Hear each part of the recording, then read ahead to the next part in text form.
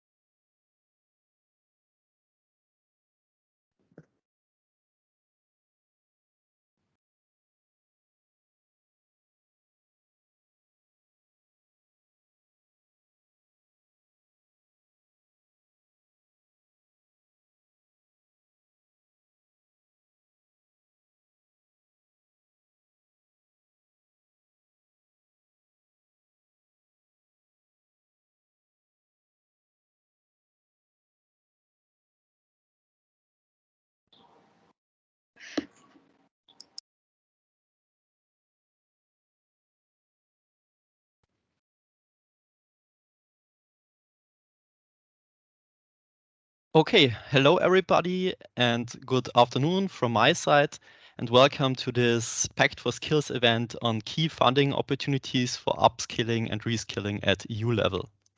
My name is Daniel Unterweger. I'm a researcher and consultant at 3S, as you will see on the next slide, and I will be the moderator for today's session.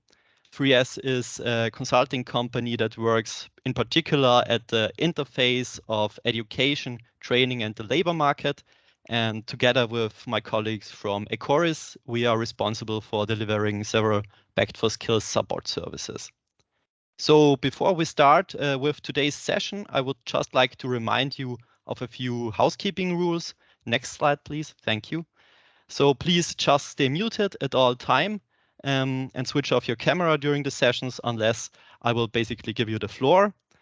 During the Q&A session, if you would like to intervene and ask a question, please simply state in the chat that you have a question with your name and your affiliation, and then I will give you the floor and you can ask the question directly.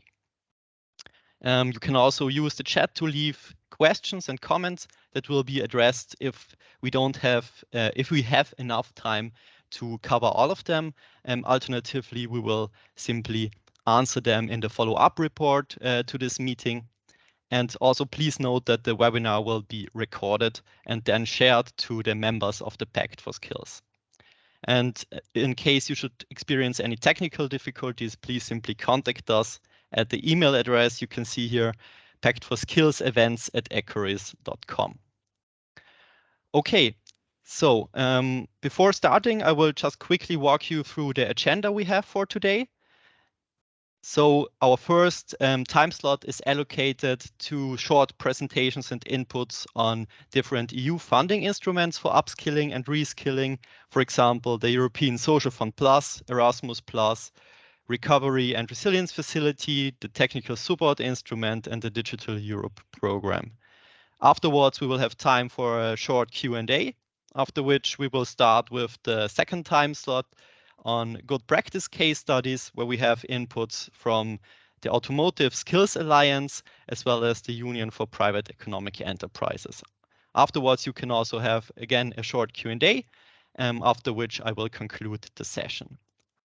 Okay, so now I would already basically start our first time slot, our first section on EU funding instruments for upskilling and reskilling, and give the floor to Raffaele Bolognini to explain to us more about the European Social Fund Plus. Thank you very much. Good afternoon, everyone. So, Raphael, working in DG Ample in the unit G1, dealing with the coordination of the European Social Fund Plus. So, I will just turn on my camera because I have been already disappearing a few times. So, I hope you can hear me properly still. So next slide, please. I will briefly explain once again how the European Social Fund Plus works so we can understand very precisely what the funding opportunities are. So Let's start with next one, please. So the European Social Fund Plus, ESF Plus, is one of the structural funds. It is the European Union's main instrument for investing in people, and its budget consists of 99.3 billion euros for the current programming period, so 2021-2027. It brings together four funding instruments that were separate in the previous programming period that you could also have heard of already. So the European Social Fund, the Fund for the European Aid of the Most Deprived, the Youth Employment Initiative, and the European Programme for Employment and Social Innovation. So for the current programming period, the SF Plus will continue its core missions. One, by providing an important contribution to the EU's employment, social, education, and skills policies. And this includes structural reforms also in these areas. And two, by supporting economic, territorial, and social cohesion in the EU. Next slide, please. Support under the SF Plus is mainly managed by member states with the Commission that plays here a supervisory role, and it is the so-called shared management strand. So in a nutshell, how does it work? At the beginning of each 7-year programming period, the Commission and the member states agree on key priorities for ESF Plus investments. For example, youth unemployment or improving the state's education system. And this is based on the country reports, national reform programs, but also relevant country-specific recommendations that are issued in the framework of the European semester. And these priorities are defined on the basis of each member state's individual challenges and needs. And then these priorities are set out in national or regional programs. Once these programs are agreed, member states are responsible for implementing the planned actions. And member states allocate funding to a wide range of organizations. That is also important for us today. So we are talking here about public bodies, but also private companies, civil society, and this is ruled by the partnership principle. I hope you can all see the slides because I think that, yes, I will continue, but please let me know if I have to stop to to fix the problem if any. So yeah, in the framework of this partnership principle, the Commission monitors the implementation. It also reimburses expenditure and ultimately is accountable for the budget. One key principle also for the ESF Plus shared management, and I insist on that today, is co-financing. So this allows that both the EU and the member states budget contribute to the total budget of an ESF Plus program. And so depending on the area of investment and the development level of the region in which the activities take place, then the EU co-financing rate can vary between 50 and 95%. Next slide, please. So as a result, the precise volume of the ESF Plus allocations will depend on the importance attributed to the challenges identified in the semester process. And so there, we will check if that fits within the scope of the fund. And so besides, the regulation of the ESF Plus sets out thematic concentration requirements. So we can ensure an increased focus on actions promoting social inclusion, fighting poverty, but also developing the skills needed for the digital and green transitions. And this ESF Plus regulation sets also out specific objectives that include, among a lot of others, better education and training systems at all levels, equal access to quality education and training, and upskilling, reskilling, and skills anticipation. Next slides, please. So now, how can the ESF Plus concretely contribute to the implementation of the Pact for Skills? Next slide, please. Thank you. So two first general considerations first.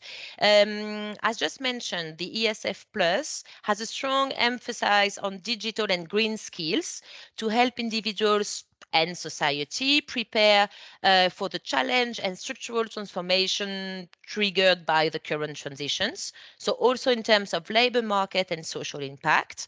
So in a way also on the vet sector attractiveness. Then second, the SF Plus gives major opportunities to invest in social cohesion and social innovation. And this we can think about how to foster measures aiming to equip people with a variety of skills, ranging from basic skills, so literacy, numeracy, digital skills, but also to vocational, technical skills, as well as entrepreneurial skills and transversal skills to promote accessibility and inclusivity. So within this framework, the SF Plus definitely has a key role to play to implement the Pact for Skills. Next slide, please. What about concrete example of investment? Just to have a quick overview of the political situation, let's say, member states are programming not at the same speed, so we do not have a comprehensive overview of the tracking of funding for the moment, but we can have already some guesses, let's say, and also some intentions of member states through their programs for the next programming period. So I wanted to start by emphasizing the objective on how to promote flexible opportunities to acquire new and different skills. Here, what is a very good example to mention are the individual learning accounts. So these accounts aim to empower all adults to develop their skills throughout their working life. And these accounts aim to allow individuals to accumulate and preserve individual training entitlements over time. In this context, the SF Plus, for example, can help support the provision of top-ups to the accounts of people most in need of up and reskilling. The SF Plus can also help set up a national registry of quality training, career guidance, validation opportunities, but it can also help funding paid training leave. And in this framework, we have already 4 member states with concrete plans or intentions to fund ILAs through the SF Plus. Next slide, please. A second example, and I chose to focus on the objective, how to facilitate employability of workers in the context of the green and digital transitions. Here again, member states intend to continue investing in different types of projects, and on projects also providing digital training for employed young people. I gave you here also some indications about the name of the projects if you also want to have some more details. Member states will also continue fostering up and reskilling of workforces for a fair green transition. And this project, Labourage, won also the VET Excellence Award this year. So we invite you to also have a look at their webpage, because here we are also talking about more than 5,000 people accompanied since 2019. And next slide, please. A third example in the area of how to invest to support low-skilled persons and how to promote equal access to education for all. And here we are also talking about people with disabilities. Here again, 2 very practical examples of projects that will be renewed, reconducted also for the current programming period. And I wanted also to finish by mentioning the new ALMA initiative, aiming to foster social inclusion and employability of most disadvantaged young people through work-related experience abroad. So here we are talking about most disadvantaged needs that go in a private or public structure for a period from 2 to 6 months. So here it's a social inclusion measure, but then we are also talking about validating and valuing also the soft outcomes. So definitely also encoded in the Pact for Skills philosophy. And so next slide, please, how to get involved. So all these projects are also financed through calls for proposals and project selection handled by the ASF Plus managing authorities. They can be at regional or national level. So our advice is obviously also to get in touch with them. Here you have the address with also all the contact points in the different member states. It is a living document, I was about to say, living website. So please do not hesitate to check regularly also the contact address very precisely. And yeah, that's it from my side. I hope I also respected the time. Thank you very much. Thanks a lot, Raphael. Perfectly on time. Next up on the agenda is Margoszata Kosak, who will talk more about the Erasmus Plus funding opportunities. The floor is yours. Okay, hello everyone. Good afternoon. Yes, indeed. Now it's the turn to have a look what the Erasmus Plus program can offer as regards the upskilling and reskillings. You all know probably well the program Erasmus Plus, the flagship program of the European Union. And maybe let me allow to briefly present what are the opportunities that can be perceived indirectly for the Pact for Skills, and also directly as it comes to this initiative. So let's move to the next slide, please. The next one. Yes, so as you know very well, the structure of the program for the new programming period 2021-2027 remains actually the same. So we have the mobility activities under the Key Action 1, the cooperation projects under the Key Action 2, and also the policy experimentation support under the Key Action 3. We get the substantially reinforced budget, more than 26 billion euros. And even if we add the external instruments fund, it will be more than 28 billion euro. Next slide, please. The structure, or if I may ask to click several times that we see the whole picture. Yes, thank you very much. So the structure of the Key Action 1 actually enables the organizations, the education and training providers, to choose amongst the available ways how to join the Erasmus Plus program. You can see that we have for the new program one of the key novelty, which is the accreditation scheme for the school education, vocational education and training, as well as adult education sectors. And this scheme can be perceived as a tool which allows and supports the growth in the organizations in terms of the quality and knowledge to organize, carry out and implement the very good quality mobility activities. The potential benefit of this tool is that it supports the maturation of the organizations, and they can become the stronger actors in the education sector.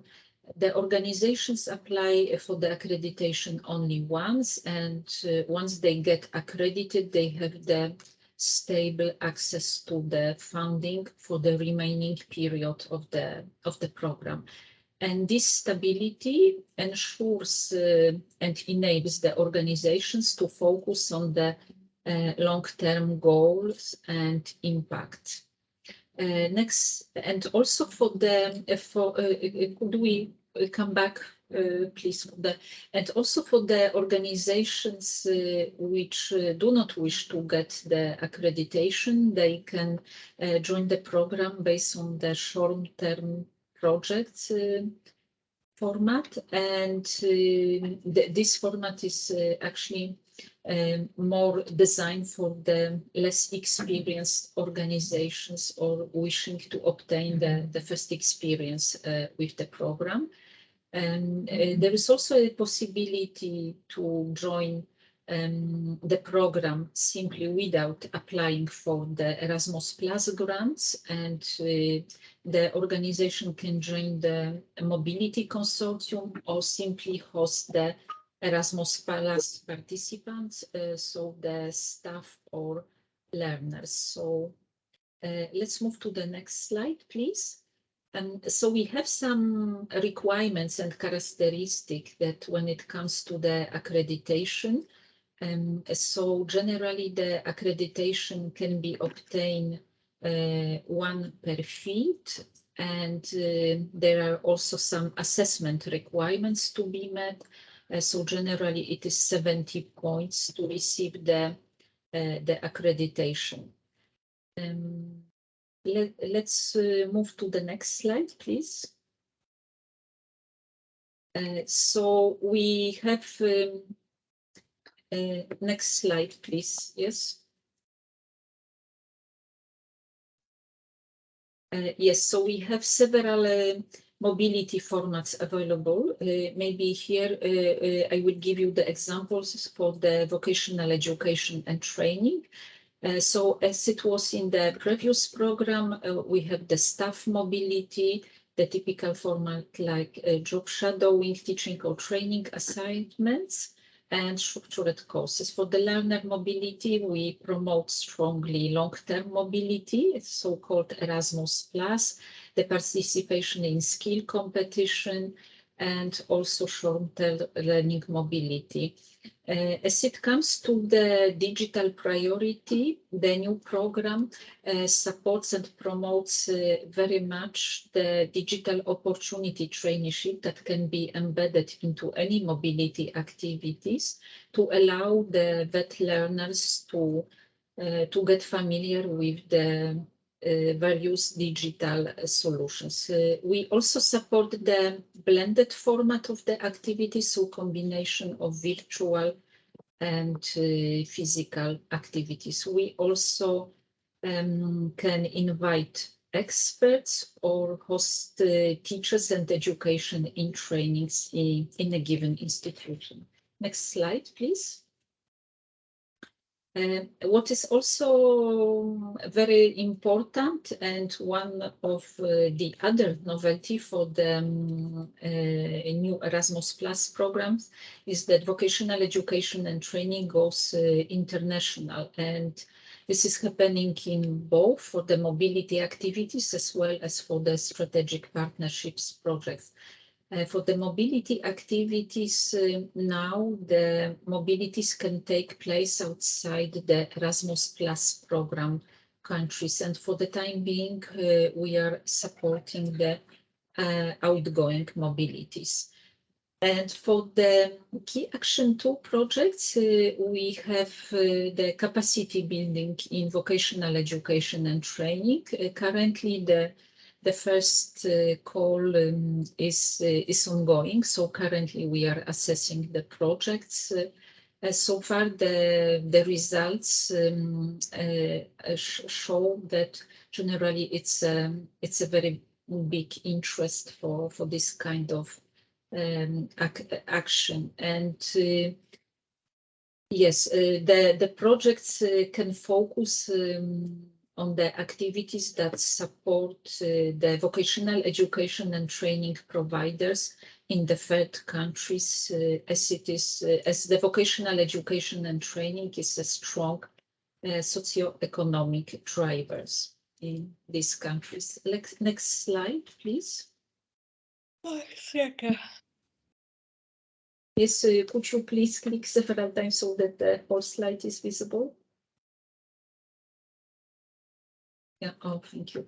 So when we have a look at the Key Action 2, so we have the partnerships for cooperations, including small-scale partnerships, the new action format design for smaller and newcomer organizations. This action is managed by the Erasmus Plus national agencies.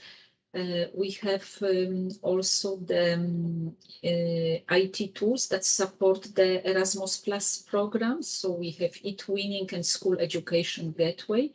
These two platforms will be soon merged into one platform that will support teachers and educators in their daily work. We also have the PALE platform for the adult education sector and VET community practice.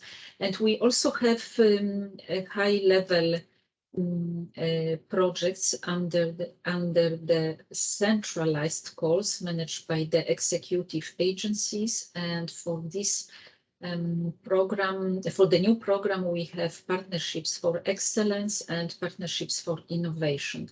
So you might have already heard about the Centers of Vocational Excellence, a very successful action, European universities, also a new action, Erasmus Teacher Academies, Erasmus Mundus actions, and we have alliances for innovation, which come from the merge of the previous sector skills alliances and knowledge alliances.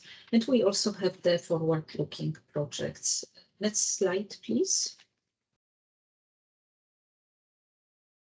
So let me briefly remind you that the Centers of Vocational Excellence develop the skills framework, skills ecosystem to be further used at the local, regional, and national level. When it comes to the Erasmus Teacher Academies, this action was called due to the fact to reinforce the perception and also to recognize the very difficult profession of the teachers. And this action will allow the education and training providers to come up with the innovative solution when it comes to the education and training and also professional development of the teachers. The European universities are also very big international alliances that create the universities of future, which promote the European dimension in and also make high level of the higher education. Within the partnerships for excellence, we also have Erasmus Mundus actions, which reinforce the mobility activities and cooperation between the universities in the European Union and also in the third countries. And then for the alliances for innovation, we have the actions that support the innovative solutions and ambitious activities that promote everything that it's related to the skills framework and addressing the skills gap. Then we also have the forward-looking projects, and I will say a few more words in details while looking at the next slide, please. We also slowly need to wrap up. Thank you. Yes, okay, thank you. So under the Alliances for Innovation, we have lot 1, so Alliances for Education and Enterprises. So we can have 2 possibilities for 2 years projects with the maximum budget of €1 million or 3 years projects with €1.5 million. €1.5 million. We also have lot 2 for the sectoral cooperation on skills, implementing the blueprint projects that can last 4 years with the maximum budget of €4 million. So for this particular action, we encourage the prospective applicants and prospective beneficiaries to apply within this action. It's a very successful one and can be very beneficial. Yes, let's move to the next slide, please. And also the forward-looking projects that is also addressing particularly the Pact for skills and also upskilling pathways and new opportunities for adults. We can also see from the first call that the action is relatively successful, and there are 3 lots available with 6 priorities, where certain focus on the vocational education and training, another one on the digital education, and also for the opportunities for adults. So yes, so we would encourage you very warmly to apply and to make the most of the Erasmus Plus opportunities. Thank you. Thanks a lot for your input. Next up on the agenda is Catherine Cheward to tell us more about the Recovery and Resilience Facility. And could I please kindly remind you to be aware of time? Thank you. Yes, thank you very much. My name is Katrin Jewert. I'm part of the Recover Task Force in the Secretary General of the European Commission, and I'm happy to give you an overview today on the Recovery and Resilience Facility, the so-called RF in general, and then more specifically on its contribution to education and skills development. Next slide, please. The adoption of Next Generation EU, so the recovery plan for the European Union, took place in the summer of 2021. It reflected the transition from the management of the COVID crisis, a crisis management mode, to a new focus on recovery and resilience for the future of the European Union, its member states and its citizens.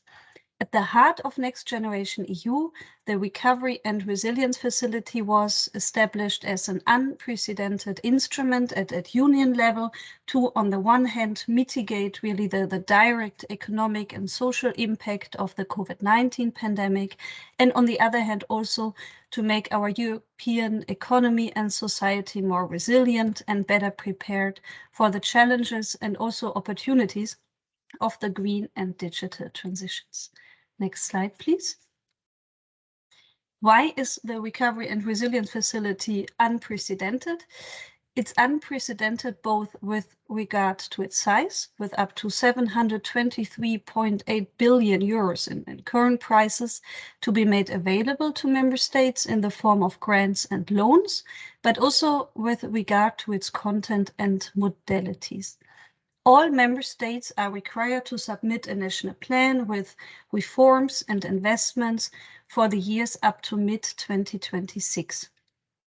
Member states' national plans need to fulfill a number of conditions that are assessed by the Commission, such as, for instance, a national plan must contain a coherent set of reforms and investments having a lasting impact on the national economy. It must address all or a significant subset of challenges identified in the European semester country-specific recommendations in 2019 and 2020. At least 37% of the plan should contribute to the green transition. At least 20% of the plan should contribute to the digital transition, and no measure should harm the environment. It is also important to note that the RRF is a performance-based instrument.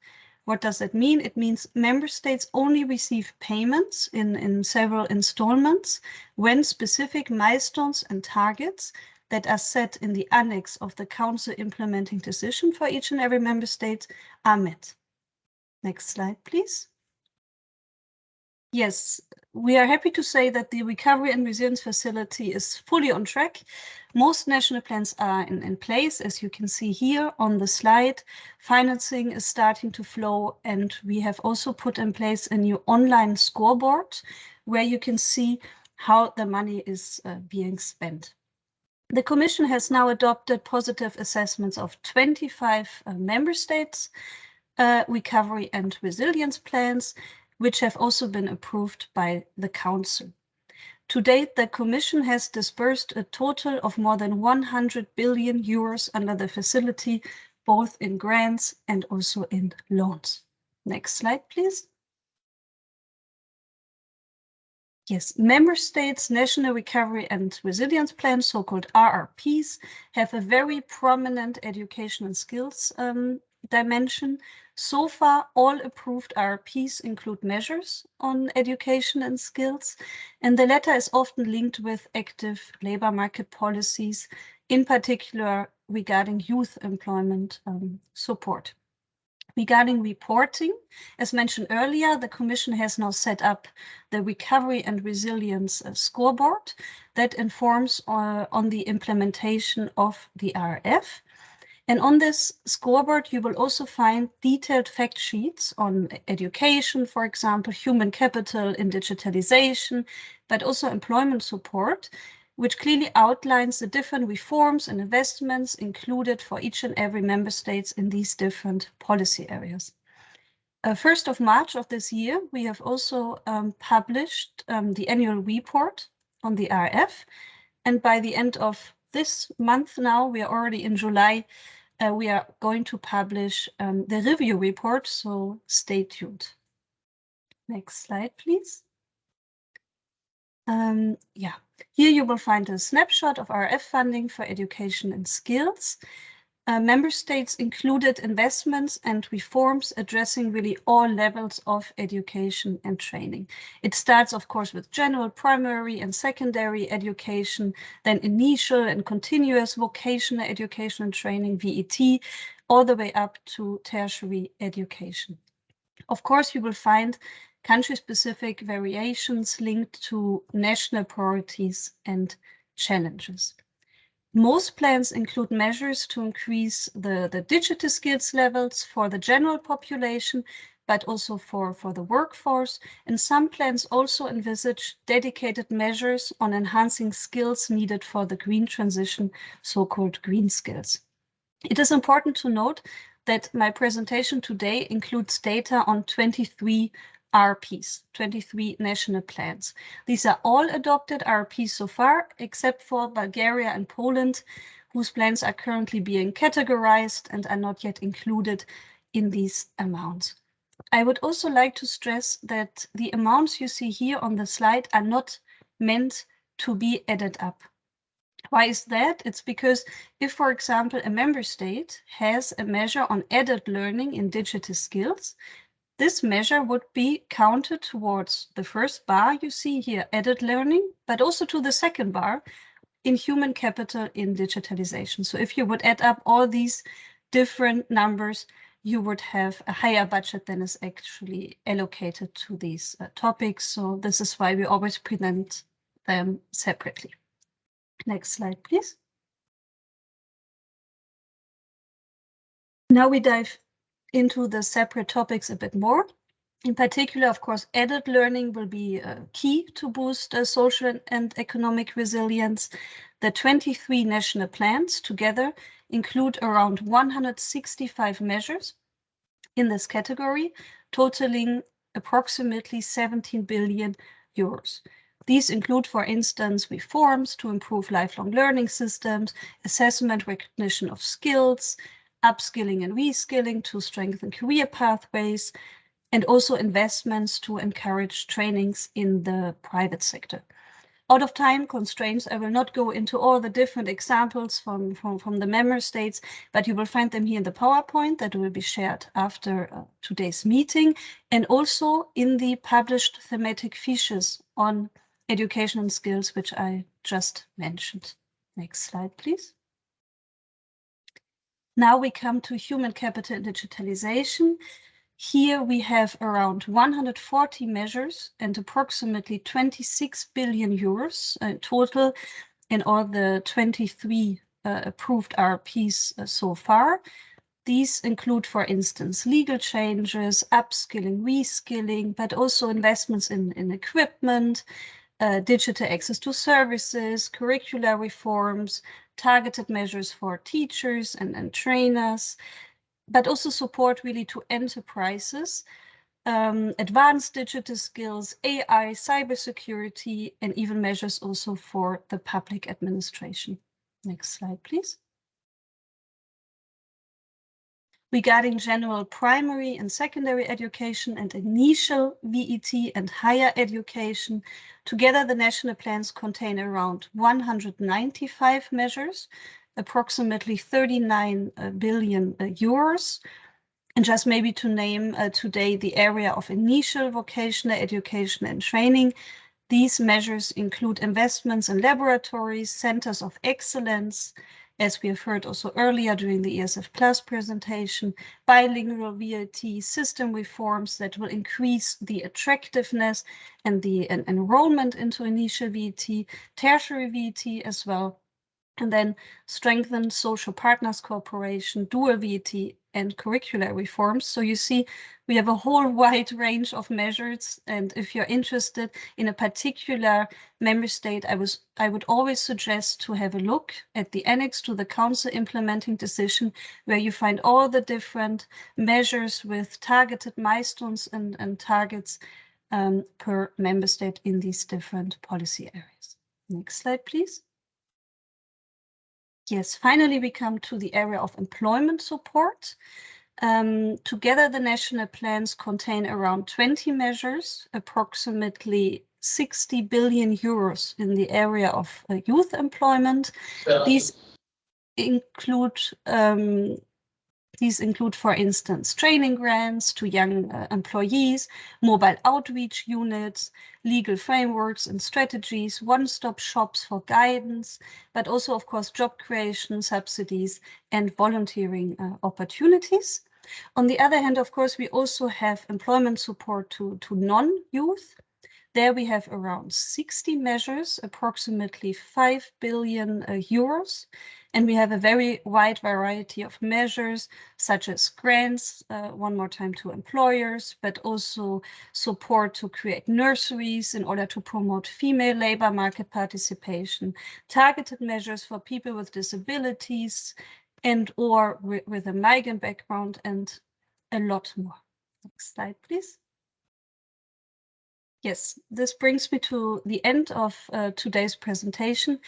I would just like to refer one more time to the Recovery and Resilience Facility website that you will find also here hyperlinked in the presentation, where you will find the scoreboard, the annual report, the upcoming review report we are going to publish by the end of this month, as well as all the thematic features mentioned earlier, and also the annexes to the Council implementing decisions. Thank you very much. Thank you very much, Katrin. I would now give the floor to Florian Bopa to tell us more about the technical support instrument. And just as a reminder for all participants, please keep your microphones muted. Yes, hello, and thank you for inviting me here. I hope you can at least hear me, if not see me as well. But the important thing is to see the presentation. Next slide, please. So what I want to present you is an instrument that is a bit different from the others you've seen today. In what sense? Well, in the sense that it's not a financing instrument, it's an instrument to provide technical support to member states. This means that there's no direct financial support to the beneficiary institutions. We have contracts or grants with different providers, with different service providers that can be international organizations such as OECD, the World Bank, WHO. They can be private companies, they can be individual experts, universities, you name it. Basically, any type of institution can be a provider, depending on the needs in the member state. So the idea is that we have this annual cycle of support requests that we receive each year until the end of October. And then we have a phase of evaluation and selection, and whatever is found on the list of selected requests goes into the next phase of preparing the projects. And these projects are prepared alongside the public authority that has introduced the request, meaning that the support we provide is tailor-made to the context and the needs of that public administration. We cover any type of policy area and any reform phase, from the preparation to implementation to evaluation. And obviously, we accept requests that are that pertain to the central, national level, but also to the regional or local level. Next slide, please. So, as I said already, we have this annual cycle, meaning that our projects are normally 1 to 2 years long. So we can keep up with an increasing requests from member states.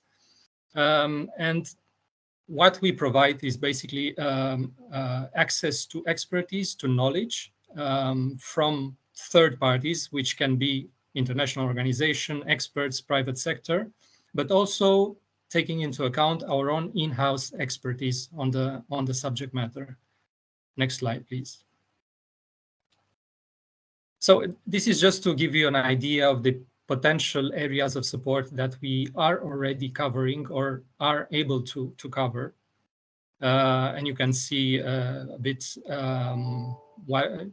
several areas that are under the social policy labor market sector, but also under the education, vocational education and training sector. Next slide, please. But what about the types of support that can be provided as part of our technical support projects? And here I just wanted to give you an idea. So this is not a comprehensive list. This is a list of examples. And you can see that it goes through analyzing the current state of play in a member state, exchange of good practices within the EU and even internationally, stakeholder mapping and stakeholder involvement. Obviously, a big part of our technical support refers to recommendations for change in terms of governance systems, legislation, regulatory frameworks, the policies per se, interinstitutional cooperation, monitoring, evaluation, and so on. Also designing strategies, roadmaps, action plans for implementations. Next slide, please. Monitoring and evaluation mechanism, tools and mechanism to assess different costing models and the cost effectiveness of the measures to be implemented, pilot phases and test phases to somehow make the link between preparation and implementation, capacity building in general, and obviously communication and dissemination activities. Next slide, please. Now, there are two things to be said. First of all, we accept each year the so-called classic requests for support, which are based on member states' own policy priorities. So basically, we allow everything to come in. We discuss them with member states, and for those requests that are selected for support, we decide on the best way of implementing the project, meaning what type of provider, what is the structure of the project, what is the scope of the intervention, for how long, and so on. But we also have what we call the flagship projects. And these flagships are still demand-driven, but we try to focus them on specific EU priorities and initiatives. And the flagship projects can be single country, if there is one single member state interested to take up that initiative, or multi-country. Next slide, please. And I think two of these 12 flagship projects that we are proposing for this year's round are particularly relevant for the Pact for Skills. And the first one is Youth First. The second one is support to industrial ecosystem, and particularly one part of it which has to do with reskilling and upskilling. Next slide, please. Yes, next slide. So Youth First is really a very broad framework for support to member states that is basically bringing together 5 pillars. One refers to education and training, another one to well-being and health. Another one is the social component, civic engagement, fighting disinformation, engagement of young people. Also social protection, access to housing, and finally access to finance and preparing young people to enter the labor market. Next slide, please.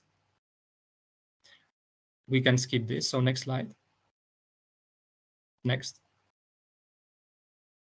Then if we go to the second one, next slide.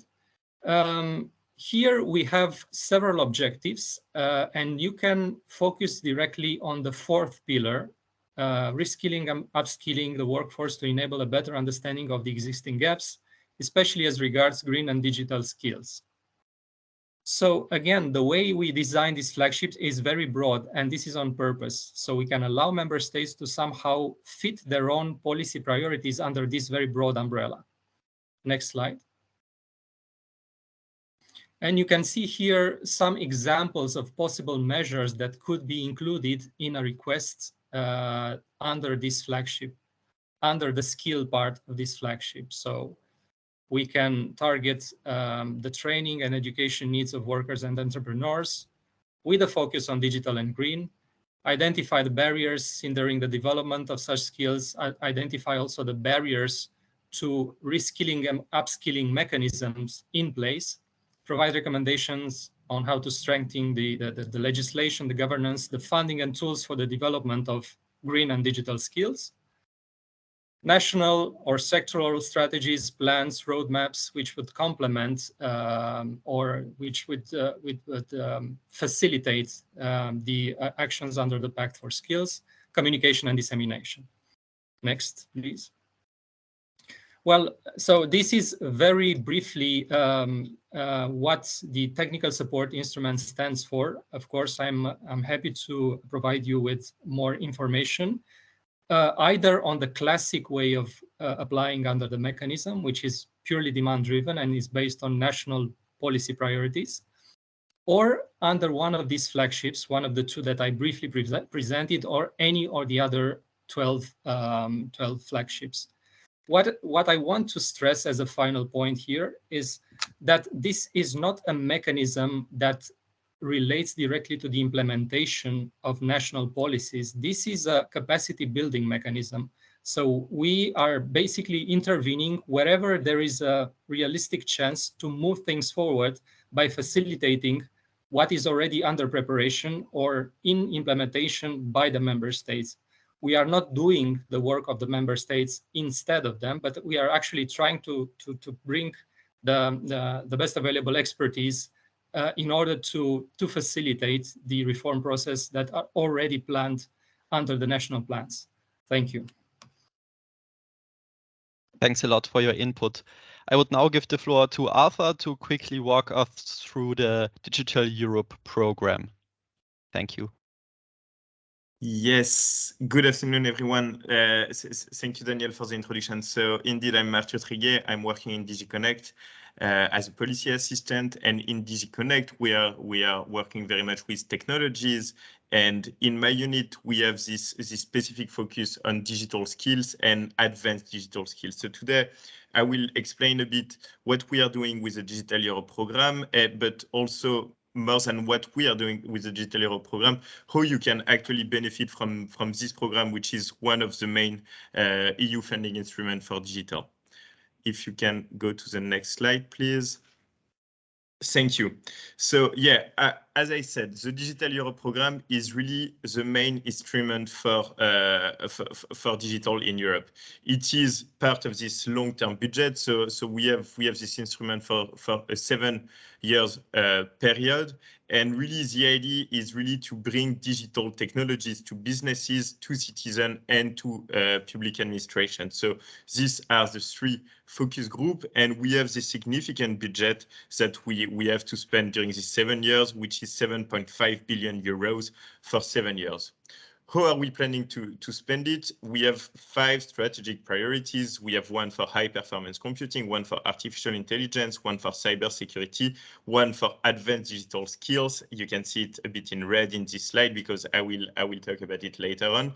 And then we have one on how to bring technologies within businesses, and we call it deployment of digital capacities and interoperability. But really the main point of my presentation will be on advanced digital skills because I believe that this is the most relevant for today's webinar. If you can move to the next slide, please. Yes, so as I was saying, what we have for digital skills. So we have this budget of around 580 million euros for 7 years. And this budget and all the initiatives we have are actually divided into what we call work program in our Commission jargon. You may be familiar with it, but it means that every 1 or 2 years we are explaining and we are publishing what we want to do with this budget and what type of initiatives we actually want to finance. So we published the first work program for this Digital Europe program in 2020, explaining what we will do for 2021 and 2022. So this is what we are currently doing with the Digital Europe program. And for advanced digital skills, as you can see on the slide, we have the different actions that we are supporting. So in the first call, we had action that we call specialized education programs in key capacity areas. Basically, these are master courses. We have a coordination and support actions and skills analysis, and we have some smaller actions.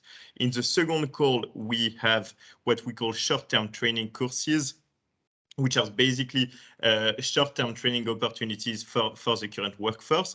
And most important, we have a third call, which is coming in September 2022, again for what we call specialized education programs in key capacity areas. And on this, I really want to focus on this one, because this one will open in just a few months, and this will be for you some important funding opportunities. So if you can go to the next slide. Yes, so on this slide, and this is really, I believe, the most important slide of my presentation, because basically you have all the information about the upcoming call. The keyword for the next call, and this is also it was also the keyword for the previous call. The keyword is really excellence. When we are speaking about digital skills here in DigiConnect and in my unit, we are not speaking about basic digital skills, but really about advanced digital skills, about digital skills that can be used by the workforce. So this is really our core priority, is really to equip the workforce with the digital skills they need. And we really want to have in Europe the best engineers. We want to have the best, I don't know, data specialists. We want to have the best cybersecurity experts. So we want to have all these ICT specialists, and this is really the target group of the Digital Europe program. What we will be financing with the next call in September 22 are two different things. The first one is the classic program in key digital areas. So it could be, for example, let's say a master in artificial intelligence, a master in cybersecurity, a master in cloud computing, but also something else which is I believe really important for you, is what we call the interdisciplinary programs. So what it is, let's take, for example, the agriculture workers. And what we want to give to these workers also the capacity and the ability to use these digital technologies that are, we know, absolutely changing the way these people work. So we would like consortium to design these interdisciplinary programs with, so as I said, agriculture and let's say artificial intelligence, or we can imagine programs for people working in the banking industry, for them to be able to master, I don't know, let's say blockchain, for example, which is very relevant for the banking industry, etc. So we have this program which connects more traditional fields with digital technologies, and I believe that for all ecosystems this is something very relevant. What else we want to do with this initiative? We also want to improve technical facilities. We want to allow consortium to actually purchase new equipment, to build new labs, etc. So really to build this new expertise in Europe. We want this master program or bachelor programs to actually attract the best students in Europe, but also the best staff. We want to have in these education programs the best professors.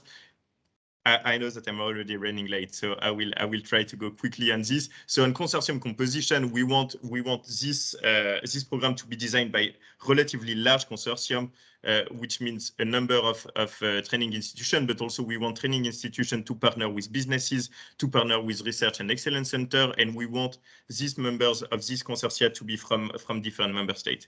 In terms of budget, we will have around 60 million euros in September 2022. So again, this is quite significant, and this is a great opportunity for you if you are thinking about a new program on digital technologies, or a new interdisciplinary program between digital technology and a more traditional field. So the estimated budget per program is around 10 million euros with a 50% co-financing rule. As I said, the timing, it will open in September, October 2022, so autumn 2022. the call will be open for 3 months. And if you can go to the next slide with some practical information. So if you would like to have more information about these funding opportunities, feel free to contact me. What you can also do is to visit the Digital Skills and Jobs platform. On this website, you will find all the information you need for you to better understand what are these funding opportunities, to better understand how you can apply to these funding opportunities, but also more generally to have a lot of information about digital skills and what we are doing in Europe to improve the digital skills of the Europeans. It was already too long, so I will stop here. If you have any question, I will be very happy to take it, and we can also follow up via emails or anywhere. Thank you again for your attention. Thank you very much, and thanks to all presenters. We will now move to the Q&A session. As mentioned previously, if you want to take the floor directly, please indicate so in the chat with your name and affiliation. And until we have the first volunteers, so to say, I will quickly walk us through the questions in the chat that have already been asked. So one person, for example, asked regarding the ESF fund, if also transnational projects can be funded by the ESF or if it's contained to national level projects. And another question regarding the ESF has been that if the funds if funds can be given directly to SMEs, so to say, and at the EU level, or if all projects need to go through the national level.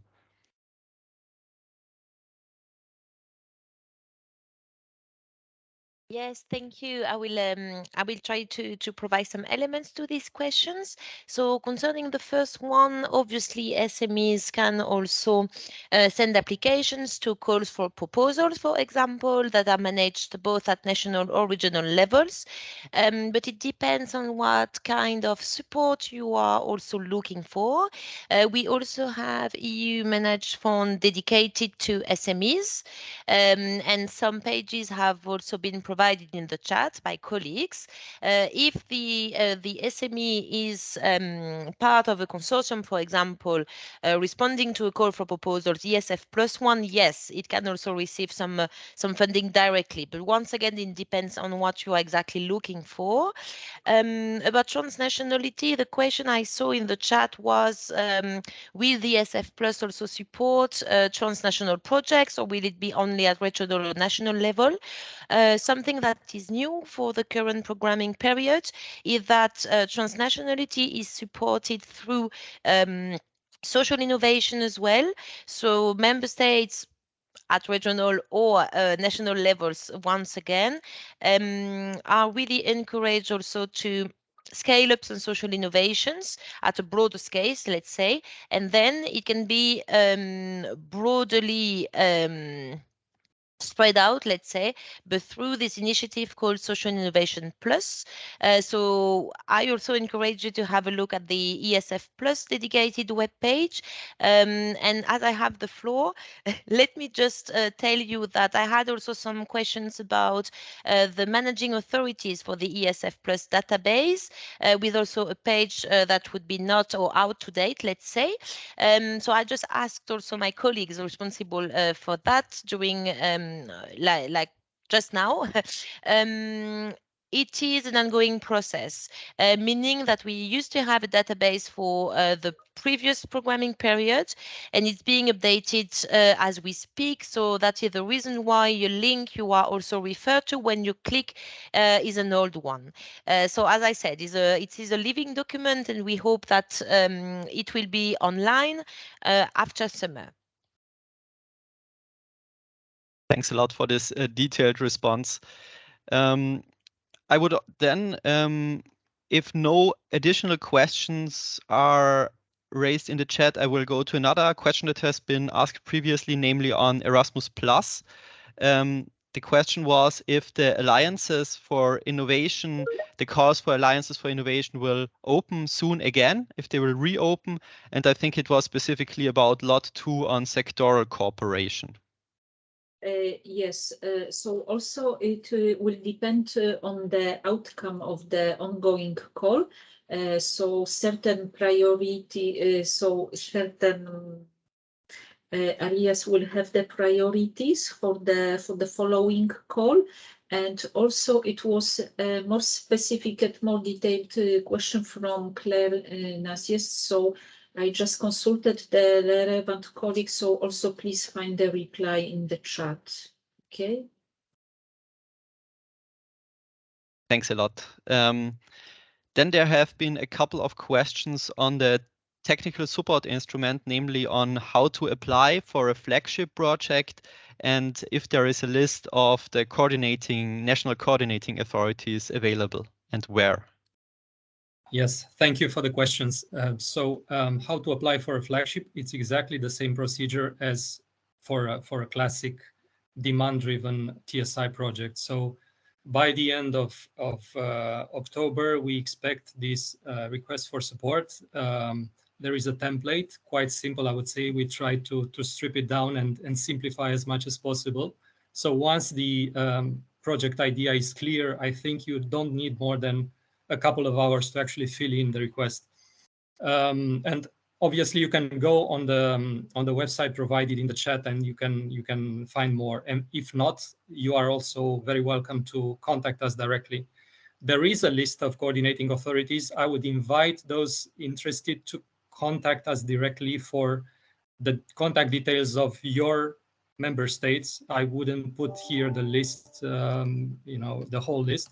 But that being said, I just want to add that the coordinating authorities are there basically to centralize and to send back to us all the requests for support in one specific round. So they are not like the managing authorities in the ESIF funds. This is either direct or indirect management, is not shared management. So basically, I would maybe go directly to the website, the TSI website, or contact us directly before going to the coordinating authority, unless there is a specific reason for going directly to them. Thank you very much for the response. And I think we have maybe time for one additional question on the recovery and resilience facility, namely where to find the fact sheets, the country fact sheets. I don't know if this question has already been answered in the chat, but if not, please, Katrin. Yes, many thanks for this indeed important question. It has already been answered in the chat, but I'm happy to repeat again. So when we're going to share the PowerPoint presentation, you will find all different hyperlinks where you can click. So it will really bring you directly to the RF scoreboard, where you can monitor the implementation. It will bring you to the different thematic fiches on education, on digital skills, employment support, so on and so forth. And there will also be the main Recovery and Resilience Facility website. When you click on this one, you will also find all the nice flags of all 27 member states. And when you click on them, it will bring you to dedicated pages per member state, where you can find the RP, where you can find the Council implementing decision. And most importantly, if you're searching for concrete milestones and targets, concrete reforms and investment for given member state, the annex to the Council implementing decision, where you can see, for example, a given member state by the fourth quarter of 2023 will have to train at least 3 million people in green and digital skills. And then if you are interested, for example, in this measure, we recommend that you get in contact with the coordinating authority and get more information how you could get involved. This is not shared management. All the reforms and investments are directly implemented by the different member states. Thank you. Thank you very much. So I would now close this Q&A session and go to the next slot we have available, namely for the good practice case studies. And here I would invite Jakub Stolfer from the Automotive Skill Alliance to present us his input. Thank you. Good afternoon to everyone. I hope you can see me, you can hear me. And let me introduce you the DRIVES project as a good practice from the Erasmus Plus co-funded projects from the Blueprint family. So as said, my name is Jakub Stolfer, and I am the Automotive Skills Alliance president. The Automotive Skills Alliance is the large-scale partnership under the Pact for Skills Action in the automotive mobility ecosystem. And I worked as a DRIVE project coordinator, as a representative of VSP Technical University of Ostrava that coordinated this project. DRIVE is the project which I will introduce you today as an example of Erasmus Plus. But on the next slide, we can see just very quickly if, yeah, thank you very much. Skills agenda background in the automotive sector. I believe all of you know, of course, how this sector is ongoing through the rapid and massive transformation and to the green and digital objectives as given by the Green Deal, Fit for 55, and so on. The sector is represents almost 15 million workers, and directly or indirectly, and which is 6.7 of all EU jobs. The automotive sector means 11.5 EU manufacturing jobs that are there, and of course the sector as well as the other relevant sectors we can be speaking about steel, energy, chemistry are highly affected.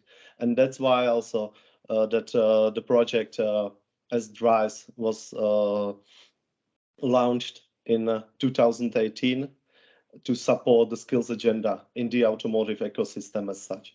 So let me introduce you what we have done in the project. We can go 2 slides further. And what is DRIVE's project? As you have heard today about Erasmus Plus projects, it is KA2 project from the Blueprint call. So I will introduce you a little bit more in the next slides then what it means to be a Blueprint project and what we have done. We had 4 years for our implementation from the beginning of 2018 till March 2022, extended by 3 months due to the COVID impact. But we were the very first blueprint from the first wave of Blueprint projects to pave the way also what it means to be a blueprint. And we had 24 full project partners from 11 European countries, and the steering board, as you can see, that we have umbrella associations as ASEA, as a Car Manufacturers Association, CLEPA, Suppliers Association, or ETRMA, Tire and Rubber Industry. On the next slide, you can just very quickly see that the partnership was composed by the different types of stakeholders. It's industry, it's education training providers on the different levels. It's also social partners as associated partners. It's regions. That is very important, of course, to roll out the results to the regions and also have the regional perspective in the project. And of course, the other types of partners. On the next slide, you can see our objectives, and you can maybe click through that so that we will see 3 arrows. And as the Blueprint project, we had 3 main objectives, and as 3 streams, we can see sectoral intelligence and together, what are the changes in the sector, what are the trends, and what is happening in the sector, and what it causes in terms of skills needs, new occupational profiles or job roles. And then the other part of the sectoral intelligence for us was the sectoral skill strategy, to set up the strategy and to deliver concrete actions for the sectoral stakeholders to be taken.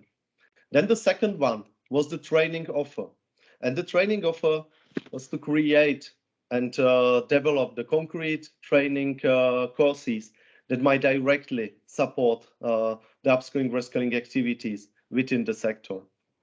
And the third one is a recognition, which was that, of course, that how we will recognize that those skills achieved and the trainings that we have developed, and then as a blueprint that we are serving for all Europe, and this will be implemented in the different regions, in the different countries, might be recognized. So to develop the system for the recognition of the skills levels achievements, and also how to plug in the training courses. So let's dive in a bit into the details. So first, we start with the sectoral intelligence. And that you can see on the next 2 slides, if you click there. And you can see what we have done here. Just very quickly, because of course, due to the time, I cannot go to the results of a 4-year project, and Daniel agrees with that. So we have done, of course, the analysis of sectoral skills intelligence, through that develop the strategy with the concrete steps and the timing also for the sectoral stakeholders. This can be summed up in 8 key action that, of course, under those key actions, we have plenty of specific actions. But if we go to the next slide, we can see that based on these key actions, we have already followed some of these actions with the stakeholders also outside of the project during the project duration. And then we are taking, of course, those actions also after the project durations. That's the impact of the blueprint projects that is foreseen. And that's already that we are mainstreaming the project results through the newly established, or in 2020, so recently established Automotive Skills Alliance as a large-scale partnership in the automotive mobility ecosystem under the Pact for Skills action. And on the next slide, we can see that what we have done in the training offer. In the training offer, based on the identified intelligence, we have described new or emerging job roles in the detailed form. So you can see the learning objectives there, you can see the skills as the learning objectives, what needs to be done if you would like to achieve this kind of training in this kind of job role. Basically, we have delivered 40 job roles detailedly described. And just in addition to that, to see the impact, those job roles were also taken into the consideration of new update of ESCO database. And to the ESCO database from DRIVE's project is 11 new occupations included and released, and 61 new skills that we have identified that are needed for the automotive sector and were applied and updated in a new release of ESCO, this 1.1. But if we go to the next slide, also to the training offer, we have some of those job roles we have followed and delivered the trainings for them to cover at least a part of the job role. You will see that on the next slides. But here you can see that, sorry, still on that slide, sorry for that keyword. But here you can see that it initiated because we have delivered some kind of blueprint, what is needed in the terms of occupations. And this was already followed. And I can say that, of course, from the Pact for Skills members, what we are, and we are now more than 90 members in the automotive mobility ecosystem. And I would like to also invite you, if you are not a member, but I see here some partners here, but I would like to invite you to join us. And we have already initiated some new projects on the national, on the international level, but also using, for instance, Erasmus Plus program, if we are speaking about forward-looking projects or the national projects or some others. And we are, of course, now happily waiting for, and with all that expectations, waiting for the results of the evaluation to support, of course, of the activities of the Pact for Skills, but also wanted to say to develop, for instance, full training courses for the job roles, for the new job roles that were not covered by DRIVE, but needs to be covered, and these training courses needs to be done for Europe. On the next slide, we can see that training courses that we have developed. We have developed DRIVE's learning platform, where we have done 28 MOOC courses throughout our project duration. So you can directly go there and you can see what are those MOOCs, and that could be free of charge, of course, used directly by the companies or by the training providers in their trainings. And if you click on the next slide, you will see some kind of numbers. And of course, if we are looking at whole millions of people and the number of job roles, the numbers are low. But if you are looking at the Erasmus Plus project that is initiating then and creating the blueprint that will be followed further on, we had already 2,700 enrollments to our training courses, and the platform is further being used and extended throughout our collaboration in the Automotive Skills Alliance. On the next slide, you can see that we are going to the third stream of our results. We have developed the EU-wide framework for the automotive ecosystem. So on the one hand, reference recognitions of the job roles and skills, so the database of skills and job roles, and on the other hand, database of the training courses that are linked to that. So basically you can see the training course and which skills it provides me on which level. And then you can also, if you attend the training course through the training provider, you can receive the micro credentials in form of digital badges. System is running, and on the if you click on the next slide, you can see again some numbers.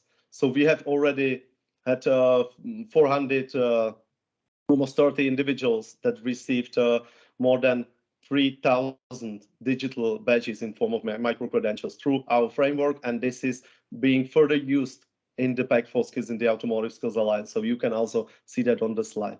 So that was, if we go to the next slide, the very quick overview of the DRIVES project results. But we have much more, of course. If you'd like to learn more, go to our website or follow directly those links. You will see there, for instance, what we have done in terms of apprenticeship. We are hiring apprenticeship guide for the SMEs, for instance, or we are having different deliverables that are, of course, further mainstream throughout the Pact for Skills. So that was all. If we go to the next slide, very quick overview of the Blueprint project from the first wave. It was a pleasure for me to be here with you today. I hope I have inspired you. If you are, of course, in the automotive mobility sector, I am also happy to follow in further discussions, or I believe, I don't know if today or through the email, you can contact me, and I'm happy to be further in touch. So thank you very much for having me here today, and back to you, Daniel. Thank you, Jakub. I would now give the floor to Kristina Stancheva for her presentation of the project on joint actions of social partners for the development of digital skills. Thank you.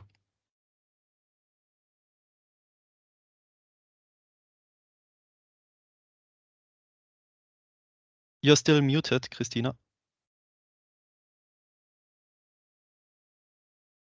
Sorry, I'm sorry. Yeah. Okay, now I'm gonna present one of the projects in Bulgaria funded by the European Social Fund. It's called Joint Actions of Social Partners for Development of Digital Skills. And the beneficiary of the project is Union for Private Economic Enterprises. This is one of the employers' organizations in Bulgaria, national represented with more than 10,000 enterprises members. Okay, next slide. On November 1st, 2021, the Union for Private Economic Enterprises started the implementation of the project Joint Action of the Social Partners for the development of digital skills under the operational program Human Resources Development. The grant scheme is called Development of Digital Skills Component 2.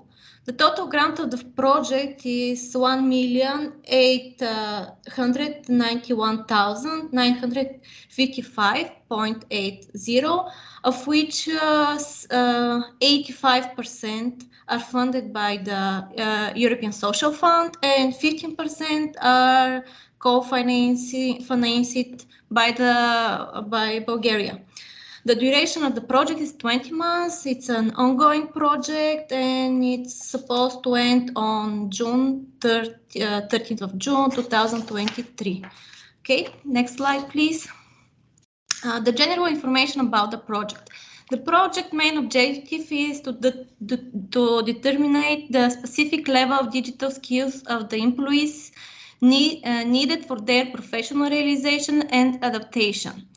The scope of the project are 14 industrial sectors, as the idea of the whole procedure is to prepare the Bulgarian labor market for the transition to Industry 4.0 and to provide the knowledge and the skills for jobs of the new generation. Next slide, please. Okay, after identifying the specific levels of digital skills needed by the employees to perform their daily skills, the procedure supports the acquisition of these skills in accordance with the evolving digital technologies. In the range of the procedure actually are covered all the industrial sectors in Bulgaria, and all the 7 social partners in Bulgaria are responsible for some number of these sectors. So the whole Bulgarian economy is covered by these 7 projects. Okay, next slide, please. The project indicator here are 100 enterprises and 560 employees. Okay, next slide. The economic sectors that are covered of that project are 14, as I mentioned. The first one is fish industry. Next one, manufacture of jewelry, construction industry also, taxi transport and passengers transport, freight transport expedition, information technology activities. Another one is insurance, reinsurance, and supplementary pension insurance. Then subsidiary activities in financial services and insurance. Another one is advertising and market research. Another one is activities in the field of the photography. Veterinary activities is another sector. Security and investigation activities, another sector. Facility management and landscaping services. And the last one is other personal services. The other personal services include services like cosmetic services, like haircut services, and so on. Okay, next slide. The project is implemented with two partners. One is the Ministry of Labor of Social Policies in Bulgaria, and the other partner is the Labor Confederation Podkrepa. It's one of the trade unions in Bulgaria. Okay, so next slide, please. The main activities are actually the stages that go through the whole project, and they go one by one, and they are like the steps that follow one after the other. So it all starts with research and analysis of the employees' needs for digital skills. Then the next step is the validation of unified profiles for digital skills in key positions. There will be 70 key positions, 5 in each sector, and these positions are connected with the professions or the jobs in these sectors that are the most important for the digitalization of the sector. The next activities is testing the current skills of the workforce by sectors with developed tools for assignment. Activity 4 is development of learning content, non-formal programs for learning specific digital skills in each sector. Okay, next slide, please. Then the next stage of the project is pilot testing of the training curriculum for the development of these specific skills in that specific key professions. The next stage is development and adaptation of these sectoral qualification frameworks. Then there will be development of methodological guidance for maintaining and upgrading these digital skills of the employees. Activity 8 is raising the awareness of the employers and the employees about the need to develop these digital skills. And the last one is development of models of social partnership and collective bargaining in the enterprises. Okay, next slide, please. The expected results of the project and the program are to increase the digital literacy and identify the specific professional digital skills of the workforce, targeting the employees, including the self-employed, of course, of different age groups. The process affects the adaptation of the employers to the ongoing changes from the perspective of the human resources and the management. Okay, next slide. The purpose of the operation is to support the Ministry of the Labor and the Social Policy and the labor market institutions through the joint action of the social partners for adapting the workforce and the enterprises to the industrial evolution and providing them with effective models and tools tested in a real working environment. Okay, next slide, please. Yeah, well, those are the contacts of the Union for Private Economic Enterprises and the managing authority of the operational program in Bulgaria, that they are part of the Ministry of the Social Policy in Bulgaria. Okay. So pretty much that was my presentation. I hope you enjoyed it. And if you have some questions, I'll be glad to answer them. Thanks for your attention. Thanks a lot. Thanks a lot, Christina. Yes, we would now come to the Q&A session for this part. We don't have a lot of time left, but at least one question should be doable. So I have not seen one in the chat until now. But if somebody would like to raise a question, please indicate so.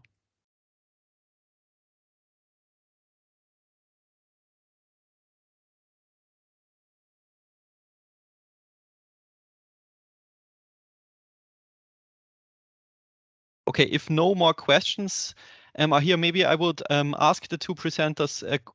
I see a question from Nenad. Please, the floor is yours. Yes, my question was regarding the Bulgarian project. How they detected the specific fields, with what logics? Because they seems to me quite diverse and not really connected between them. Thank you.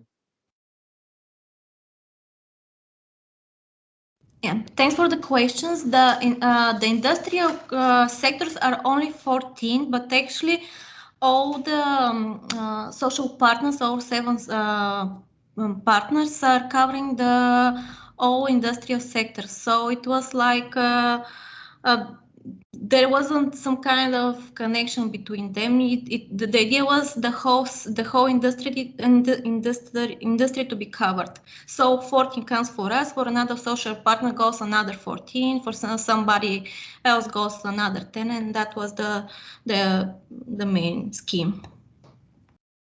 Okay. Thanks a lot. Are there any other questions left?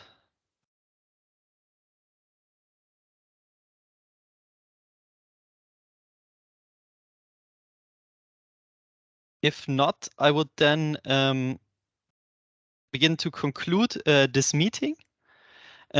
So first of all, I would, of course, like to thank all speakers for their very interesting contributions, and also all of the participants, and in particular also for the questions we received. Of course, we could not tackle all the questions that were raised. However, we will try to do so in the report afterwards, and you will be informed about the questions and our answers to them then. Okay, so before concluding the meeting, on the next slide, I will then quickly remind you of 2 important tasks or further topics of inspiration which you could look at. First of all, we have a LinkedIn group for the Pact for Skills where you could join. You can do so either via the link in the PowerPoint presentation, which we will share afterwards. However, you can also simply search for Pact for Skills in the LinkedIn search field. It is basically a group of members of the Pact, but also of those that are potentially interested to join the Pact, where you could share information on upcoming events, on upcoming milestones in your project, so to say, on best practices, but also interesting resources for the other members of the Pact in their up and reskilling projects. So please join the LinkedIn group. And there are also a number of other dates for events, which I would like to remind you of. First of all, in September, we will have the Pact for Skills networking event. In October, we have our Knowledge Hub event on the developing partnerships at regional level. We will have examples of good practices, for example, from Centers of Vocational Excellence, from cluster platforms. And in December, we will have a peer learning activity on initiatives to strengthen the skills partnerships under the Pact, for example, blueprints of sectoral cooperation on skills and the 3 steps approach. So to conclude, thanks again for all of your inputs, and also from my side, for the interesting presentations. It has been a pleasure, and I would be very happy to also meet you on future Pact for Skills events. Thank you and goodbye.